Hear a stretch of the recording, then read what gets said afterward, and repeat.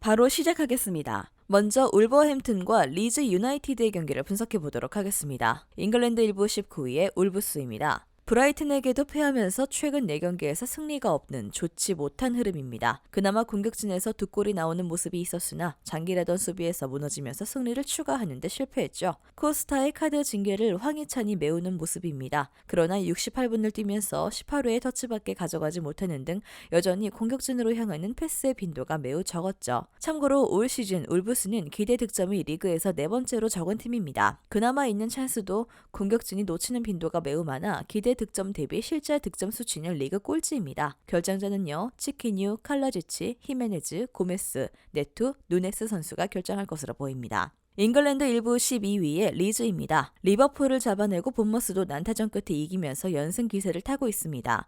일단 한 경기를 덜 치른 상황에서 강등권과의 승점 차이를 3점으로 벌리는데 성공한 모습이고요. 지난 경기에서는 득점을 만들기 위한 전개가 상당히 좋아졌습니다. 득점 기대 수치입니다. 2.16으로 아주 높았고 서머빌과 호드리고가 좋은 결정력을 보여준 것도 긍정적인 부분입니다. 특히 최근에는 뒷심이 상당히 좋아진 모습이 눈에 띄는데 최근 3경기에서 모두 85분 이후에 득점이 나왔고 이로 인해 승점 6점을 얻어낼 수 있었습니다.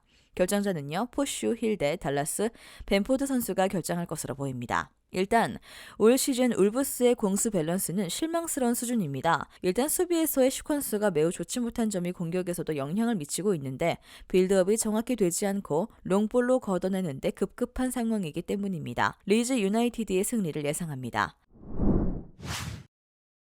다음은 노팅엄과 토트넘의 경기를 분석해 보도록 하겠습니다. 잉글랜드 1부 20위의 노팅엄입니다. 브렌트포드와 무승부를 기록했습니다. 승점을 1점이라도 따내는 것은 호재라고 할 수 있는 상황이지만 여전히 강등권에서 벗어나기 힘든 경기력이라는 점은 변함이 없었습니다. 생각보다 공격적인 면모를 자주 보여주는 편인데 아스날전에서도 이른 득점을 위해 라인을 올리는 모습을 보여주기도 했습니다. 그러나 아위니가 리버풀전에서 보여준 모습을 잘 보여주지도 못했고 팀의 전반적인 조직력도 합격점을 주기 어려운 상황입니다. 빈약한 수비력에 가려져 있긴 하지만 최다 득점 면에서도 2위에 올라와 있는 상황이죠. 그나마 토트넘의 수비 안정감이 떨어진다는 것을 이용해 볼 여지는 있겠습니다. 역시 문제는 수비인데요. 상대가 노팅엄의 높은 라인을 공략하는 것에는 속수무책으로 당하고 있습니다. 득점력이 떨어지니 공격적인 시도가 무의로 돌아가는 경우가 잦고 선제 실점을 허용하고 만회를 위해 더 전진 빈도를 높이다가 추가 실점을 내주고 대패하는 패턴이 많이 나오고 있는 상황입니다. 결국 선제골을 넣고 템백 형식으로 나섰던 리버풀전을 염두에 두고 운영을 할 수밖에 없는데 가능성이 높지 않은 것이 현실입니다. 결정자는요. 토폴로, 콜백, 비안코네, 니아카테, 리차즈 선수가 결정할 것으로 보입니다. 잉글랜드 1부 4위의 토트넘입니다. 리버풀에게 패배를 당하면서 리그 순위가 한 계단 미끄러졌습니다. 손흥민의 부재가 꽤 아쉬웠던 경기였고 전반전부터 홈 경기였음에도 불구하고 밀리는 양상으로 진행되는 모습이었습니다.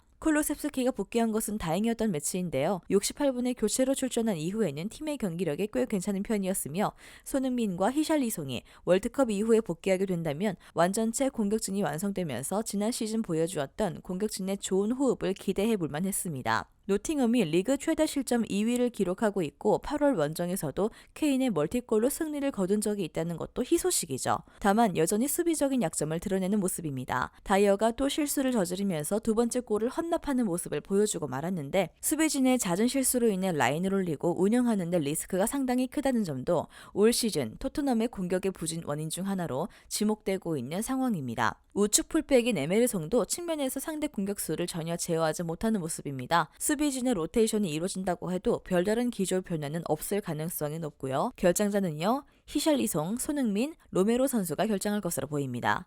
토트넘이 로테이션을 돌릴 가능성이 있긴 하지만 지난 경기에서 클로셉스키 투입 이후 후반 경기력이 꽤 좋아진 모습이라는 점을 높게 평가했습니다. 노팅엄이 올 시즌 공수에서 모두 낙제점을 보이고 있는 상황이기도 하고요. 승리팀 예측과 최종 조합픽은 고정 댓글에 나와 있는 정보방에서 제공해드리겠습니다.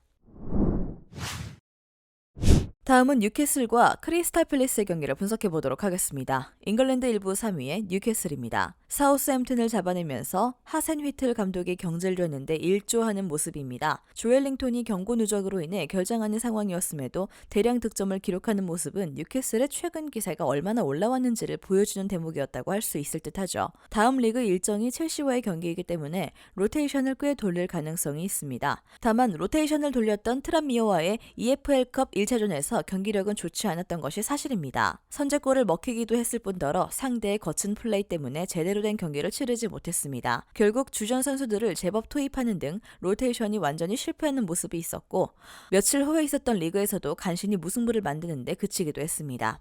결정자는요, 이사크, 크라프트, 리치 선수가 결정할 것으로 보입니다. 잉글랜드 1부 10위의 팰리스입니다. 웨스트햄 원정에서도 승리를 거두면서 좋은 흐름을 이어가고 있는 중인데 경기력에 기복이 있는 상황이긴 하지만 꾸준히 측면과 압박에서 장점을 보여주면서 중위권에 무난히 안착하는 모습입니다. 팰리스의 컵대회 성적을 무시하긴 어렵습니다. 지난 시즌에서도 FA컵 4강까지 오르면서 에버튼과 첼시를 상대하는 모습을 보여주기도 했기 때문이죠. 생각보다 컵대회에 투자하는 빈도가 높은데 지난 시즌에서도 리그컵 1라운드에서 왓포드와 만나자 자하와 아예우 등 주력 선수들을 선발로 출전시키는 모습을 보여주기도 했습니다. 유럽 대항전 진출을 나름 노리고 있는 입장에서 컵대회 일정도 팰리스에게는 놓치기 어려운 기회입니다. 결정자는요, 메가더, 리차즈, 버트란드, 퍼거슨 선수가 결정할 것으로 보입니다. 뉴캐슬이 로테이션을 돌릴 가능성이 있습니다. 다음 리그 경기가 첼시와의 경기이고 뉴캐슬 입장에서는 리그 순위를 사수해야 할 이유가 있기 때문인데 다만 팰리스는 적극적으로 컵 대회에 임하는 경우가 많기 때문에 꽤 주전들을 투입할 경기가 될 수 있습니다. 뉴캐슬의 최근 공격력과 팀 시스템을 고려한다면 뉴캐슬이 로테이션 이슈에도 불구하고 좋은 성적을 낼 가능성이 있긴 하나 변수가 많은 승패보다는 2.5버를 주력으로 삼는 것이 좋겠습니다. 다음은 아스날과 브라이튼의 경기를 분석해 보도록 하겠습니다. 잉글랜드 1부 1위의 아스날입니다. 힘든 경기가 될 것 같았던 첼시 원정도 이겨내면서 리그 1위를 여전히 지키고 있는 중입니다. 최근 3연승으로 월드컵 직전까지 이 기세가 이어가주기를 바라고 있을 것입니다. 다만 결정력 이슈는 짚고 넘어가야 할 상황인데요. 지난 경기에서도 제주스는 연계면에서는 좋은 활약을 했지만 득점에는 실패했고 외대고로도 1대1 찬스에서 왼발로 슈팅을 했다가 골대를 넘겨버리는 아쉬운 모습이 있었습니다. 꾸준한 전방 압박을 가하면서 상대 선수들의 전진을 막는 전술적인 역할은 전반적으로 잘 수행했으나 올 시즌 최악의 기세를 보여주고 있는 노팅엄을 상대로 한 5대0 승리 이외에는 최근 멀티 득점이 나오고 있지 못합니다. 결정자는요, 토미야스 스미스로우 선수가 결정할 것으로 보입니다. 잉글랜드 1부 6위의 브라이튼입니다. 울브스까지 잡아내면서 2연승을 기록 중입니다. 첼시를 4대1로 대파한 이후에는 완전히 흐름을 탄 모습을 보여주고 있습니다. 강팀들을 상대로 인상적인 모습을 자주 보여주고 있는데 대제르비 감독 부임 이후 리버풀, 토트넘, 맨시티, 첼시를 만나는 힘든 일정을 치렀으나 리버풀과 비기고 첼시를 대파하는 모습이었습니다. 패한 경기에서도 경기력만큼은 인상적인 모습을 보여주는 등 로테이션을 대거 가동할 가능성이 높은 아스날 입장에서는 상당히 까다로운 상대가 될 수 있죠. 결정자는요, 모데르 선수가 결정할 것으로 보입니다. 아스날의 정배 메리트가 크다고 보긴 어렵습니다. 일단 아스날이 대거 로테이션을 돌릴 가능성이 높은 상황이고요. 유럽 대항전 진출을 위해 어느 정도 리그컵에서도 비중을 둘 브라이튼이 주전 멤버를 꽤 많이 사용할 가능성이 있습니다. 오버를 예상하는 게 좋겠습니다. 마지막으로 맨시티와 첼시의 경기를 분석해 보도록 하겠습니다. 잉글랜드 1부 2위의 맨시티입니다. 리그컵 첫 경기부터 첼시를 만나는 극악의 대진입니다. 그러나 최근 5경기에서 패배하고 있지 않는 등 리그 연패에 빠진 첼시보다는 기세와 상황이 더 좋다고 할 수 있을 듯하죠. 일단 지난 경기에서 홀란드가 복귀를 하고 복귀골도 신고하는 모습입니다. 그러나 전반적인 경기력이 답답했던 것이 사실입니다. 그릴리쉬가 좋은 모습을 보여주진 못했고 결국 홀란드가 기록한 95분 PK 극장골로 겨우 승점 3점을 가져오는데 그쳤습니다. 2경기 연속으로 멀티득점을 기록하고 있는 상황이긴 하나 한 경기는 리그에서 좋지 못한 흐름이었던 세비야와의 챔스 경기였고 지난 경기에서도 결국 필드골로 넣은 득점은 하나뿐이었습니다. 전방 압박 중심으로 경기를 풀어나갈 가능성이 있고요. 최근 첼시를 상대하는 팀은 전방에서부터 압박을 강하게 가져가면서 스토퍼의 전진과 후방 빌드업 상황에서의 정확성을 최대한 낮추고 있기 때문입니다. 다만 미트로비치의 결장이 맨시티 입장에서는 천운이라고 할 수 있었을 정도로 풀럼 플레이홈전에서 뒷공간이 열리면서 위기를 꽤 맞는 모습을 보여주기도 했습니다. 결정자는요, 워커 필립스 선수가 결정할 것으로 보입니다. 잉글랜드 1부 7위의 첼시입니다. 리그 2연패로 흐름이 매우 좋지 못한 상황인데 리그컵에서도 하필이면 맨시티를 만나면서 어려운 경기를 하게 될 가능성이 높아졌습니다. 다음 리그 일정이 뉴캐슬인 만큼 로테이션을 대거 가동할 가능성이 높은데요. 현재 주전 멤버들의 경기력도 썩 좋지 못하고 아스필리쿠에타는 직전 경기에서 매우 지친 기색을 보였기 때문에 리그컵을 버리고 주전들의 체력 보존에 나설 가능성도 점쳐지고 있는 상황입니다. 여름 이적 시장이 21세 이하의 어린 선수들을 대거 영입했는데 이 선수들이 출전 기회를 잡을 가능성도 상당히 높죠. 지난 경기에서도 주력 선수들의 체력 부족으로 인해 패했다고 해도 과언은 아니었습니다. 실리적인 운영을 추구했지만 역습 상황에서 기동성을 발휘하지 못했고 압박 강도에서도 밀리면서 쿠쿠렐라로 자유롭게 전진하지 못하는 모습이었습니다. 최근 첼시를 상대하는 팀들이 꾸준히 전방 압박을 바탕으로 상대 3백의 전진을 막고 있고 전반적으로 부진한 공격진의 폼까지 겹친 상황입니다. 때문에 지난 경기에서도 빌드업의 대부분은 롱패스 비중이 높았습니다. 결정자는요, 제임스, 치렐, 케파, 캉테, 코바시치, 포파나, 추크 에메카 선수가 결정할 것으로 보입니다. 첼시가 최근 주력 선수들의 체력이 방전 수준인데다 리그컵의 비중이 상당히 낮은 상황이라 과감하게 로테이션을 돌릴 가능성이 높습니다. 한간에서는 첼시가 리그컵을 포기할 수 있다는 예측도 나오는 중입니다. 맨시티의 승리를 예상합니다. 영상에서 알려드리는 내용들은 모두 1차 분석 내용들이며 2차 분석과 최종 조합픽은 영상 하단 고정 댓글 링크로 문의 주시면 안내 도와드리도록 하겠습니다. 시청해주셔서 감사합니다.